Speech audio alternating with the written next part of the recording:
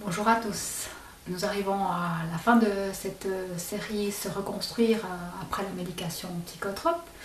Je vais essayer de vous faire une synthèse de tout ce que nous avons vu, de ce qu'il est important de retenir pour pouvoir avancer et se reconstruire. Donc nous avons vu que nous partons sur un champ de ruines où tout a été dévasté. Mais est-ce qu'on doit vraiment voir ça comme un champ de ruines dévasté où il n'y a plus rien? Ou est-ce qu'il faut le tourner en positif? C'est une feuille blanche, il n'y a plus rien. Il faut tout reconstruire. Tout ce qui a été détruit, c'est ce qui ne nous convenait pas. Parce que visiblement, pour en arriver à être mal au point de prendre des médicaments pour se tourner vers la médecine pour qu'elle nous aide, c'est qu'on s'était trouvé dans une situation qui ne nous convenait pas, où nos conditions de vie n'étaient pas celles qu'il nous fallait pour être bien, pour nous épanouir, pour vivre une vie heureuse.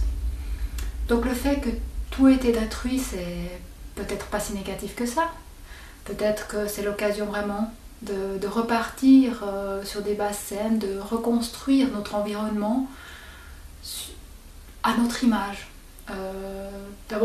De construire cet environnement comme il nous convient, de nous entourer des personnes qui sont positives envers nous, qui sont bienveillantes envers nous, et puis de repartir sur des bases saines par rapport à notre organisme, en l'écoutant, en étant bienveillant envers lui, en lui proposant des choses qui lui conviennent.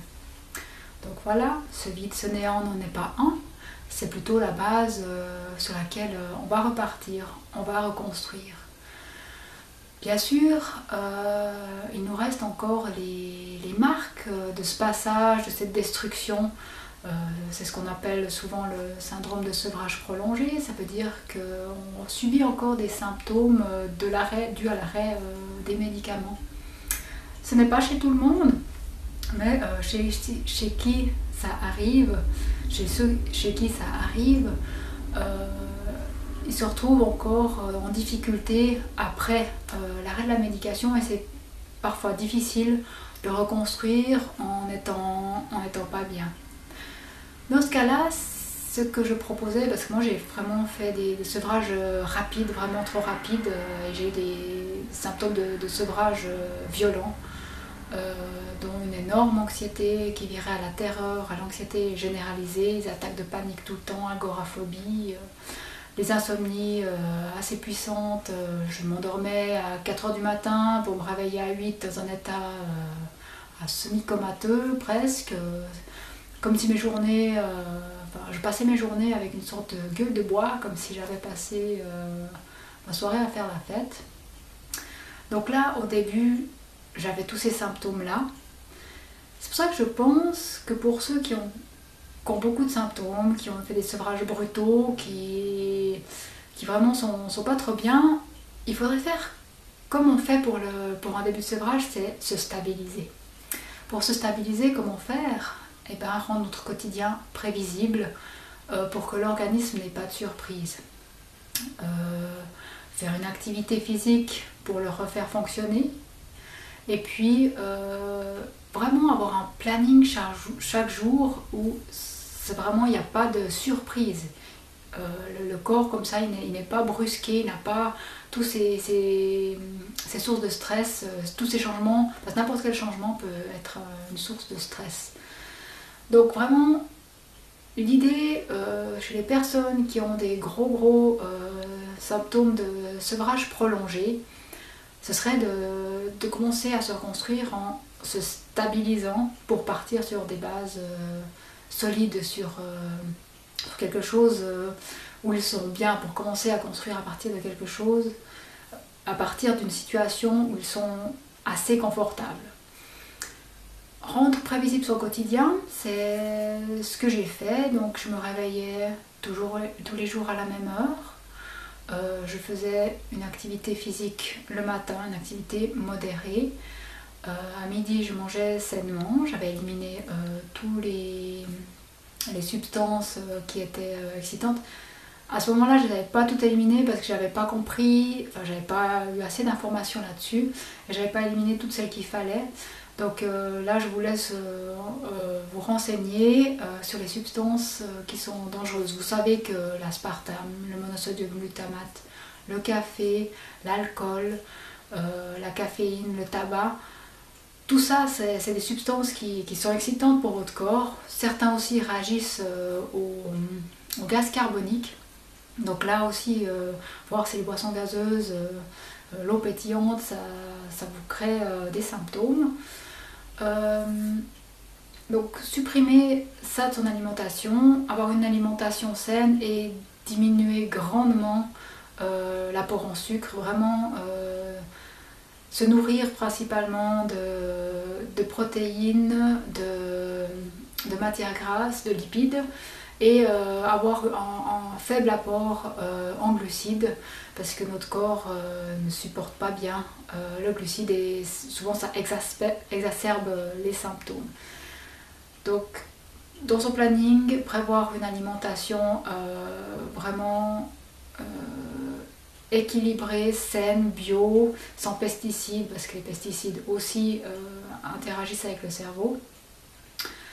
Donc là, partir avec une alimentation, une énergie pour notre corps qui lui est bénéfique, qui lui permet de se reconstruire, pas lui apporter des substances dans lesquelles il doit encore gérer, qu'il va essayer d'éliminer. Voilà, vraiment dans son planning, activité physique le matin, une alimentation saine. L'après-midi, pensez à se reposer, à ne pas faire des activités excitantes, à ne pas regarder des films qui vous font peur ou des films violents. Vraiment faire quelque chose qui vous repose, qui calme votre esprit. Par contre, il faut quand même s'occuper. Il ne faut pas rester allongé là, à rêvasser et à ressasser tous les symptômes, comment les gérer, à ressasser la journée, à ressasser tout ce qui s'est passé. Non, il faut s'occuper, occuper l'esprit pour ne pas se plonger toute la journée dans les symptômes.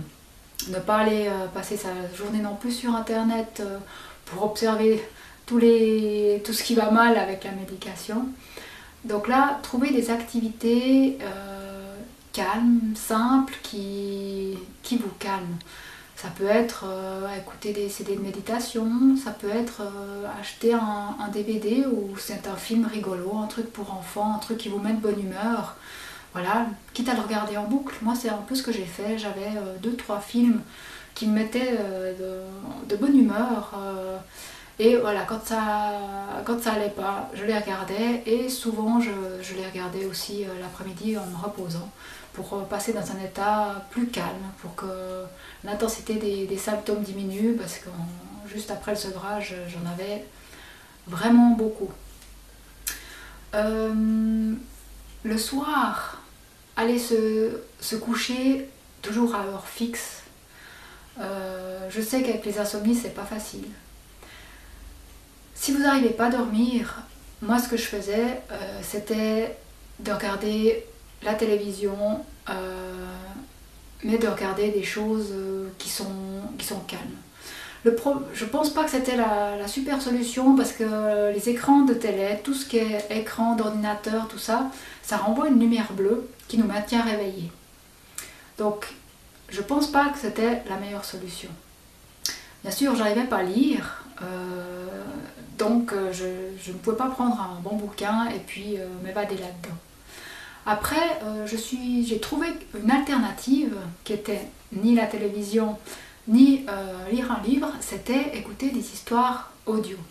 Des histoires qui sont enregistrées en MP3 que je mettais dans mes oreilles. Et j'ai choisi des histoires pour enfants, des histoires qui ne font pas peur et je m'immergeais totalement là-dedans pour dévier mon attention des symptômes, du fait que j'arrivais pas à dormir, de mon anxiété par rapport à mon avenir, à tout ça. Je m'immergeais dans ces histoires-là.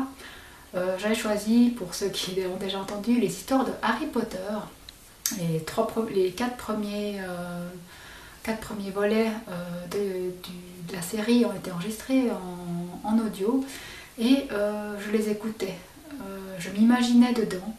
Je m'imaginais à côté de Harry Potter, je m'imaginais dans ce monde merveilleux où tout se passe bien, où c'est un sorcier qui vit dans le monde réel, mais qui a des pouvoirs magiques qui lui permettent de gérer ça. C'est ça comme je voyais les choses, c'est il vit dans la vie quotidienne qui est pas facile, avec son entourage qui est pas facile, mais il a un petit secret en lui, il a un pouvoir magique qui lui permet qui est un petit plus pour gérer les choses. C'est comme ça que je voyais les choses et je m'immergeais dedans.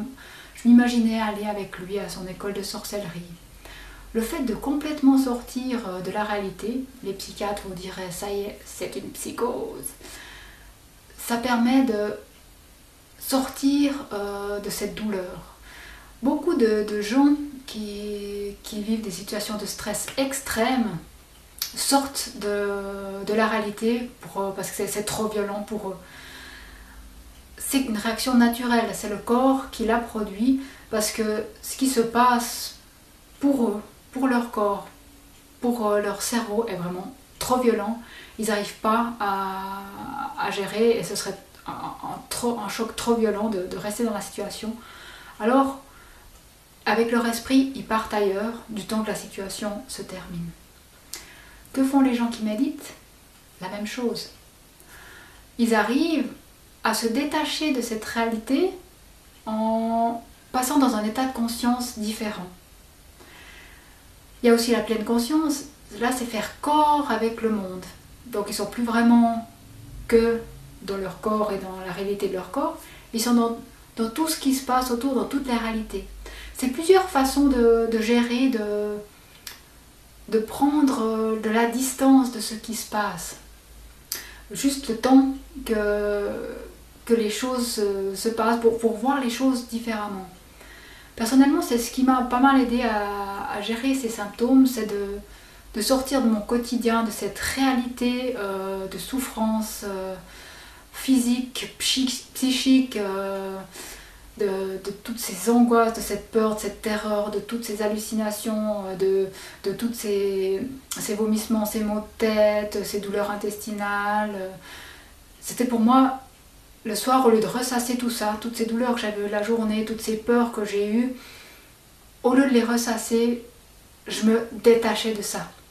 Je prenais une histoire, je m'y plongeais dedans pour ne plus les subir. Et je pense que le fait de le faire le soir, juste avant de s'endormir, est un bon moyen de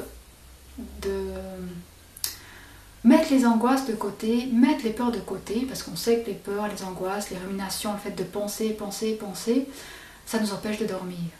Le fait de tout mettre ça de côté et de me plonger dans un univers féerique calmait mon esprit et calmait mon corps, me mettant dans des dispositions pour m'endormir. Donc, plus j'arrivais à me plonger intensément dans l'écoute de cette histoire et dans ce monde imaginaire créé par J.K. Rowling, plus j'arrivais à me calmer et à me dire je suis dans un environnement où je suis bien. Voilà, là je suis bien, là je me sens mieux. Et plus je me sentais mieux, plus mon corps se calmait, plus les symptômes diminuaient, me permettant chaque fois de plonger dans le sommeil un peu plus facilement. Donc le planning que je pense qu'il faut mettre en place quand on a encore des gros symptômes de sevrage, le planning pour se stabiliser, c'est vraiment rendre son quotidien prévisible, éviter les sources de stress, et quand il y a un gros stress, des gros symptômes, se détourner l'attention de ces symptômes par tous les moyens que vous pouvez connaître. Donc voilà, moi je le faisais avec les histoires de Harry Potter. Il y a la méditation, il y a beaucoup de personnes aussi qui passent à ce qu'on dirait la spiritualité dans le sens large, les religions, entrer dans une religion. Les religions, elles font ça aussi, elles vous sortent du matérialisme, du physique. Elles essayent, par exemple, les gens qui font du chant à l'église, les personnes qui récitent le Coran, les moines bouddhistes qui récitent leur mantra, tout ça, c'est dans le but de plonger l'esprit dans une situation différente, dans une conscience différente, pour qu'il arrête d'analyser. Le fait de répéter des mantras, l'esprit, il est comme hypnotisé par ces paroles. Il vous plonge vous plongez là-dedans et ça le calme. Il n'a plus le temps de réfléchir à ce qui arrive au corps. Votre esprit passe dans un état de conscience modifiée. Donc les religions essaient aussi de passer là-dedans, de nous mettre dans un état où on n'est plus en train d'analyser rationnellement tous les petits symptômes qui se produisent. Il nous plonge par des chants, par de la musique, par le fait de répéter de façon... le fait de la répétition des mêmes mots tout le temps sur le même rythme, quand vous récitez des pages et tout ça, de chanter toujours les mêmes chansons, ça vous transporte ailleurs. Ça vous transporte plus dans votre quotidien, mais vous êtes transporté ailleurs. Donc tous ces moyens qui existent pour vous mettre dans une autre situation que plonger à analyser vos symptômes, à angoisser de ce qui se passe, sont utilisés quand vous voulez vous stabiliser, quand vous voulez que vos symptômes se calment. Donc mettre en place une phase de stabilisation, si vous souffrez de gros symptômes de post-sevrage, je pense que c'est une bonne chose pour commencer à calmer le système nerveux, à vous calmer et pouvoir partir sur de bonnes bases pour construire quelque chose après.